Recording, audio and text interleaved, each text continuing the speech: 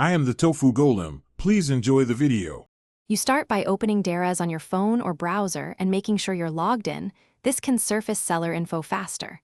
Once done, tap the search bar at the top and paste or type the full shop name. Avoid generic words. You want exact matches first, so include punctuation or spacing exactly as the seller uses it.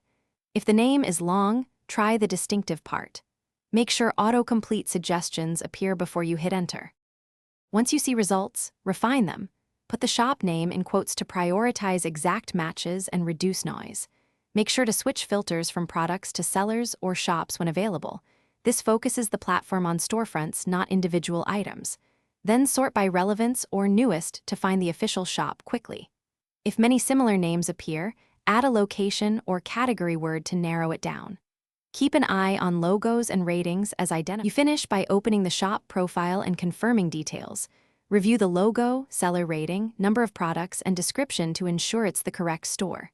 Once verified, follow the shop or use the chat feature to ask a question. This guarantees you're interacting with the real seller. If you can't find the shop, try alternate spellings, remove quotes, or search via a known product from that shop. If all else fails, contact Daraz support for help. Thanks for watching. Consider subscribing if we helped you today.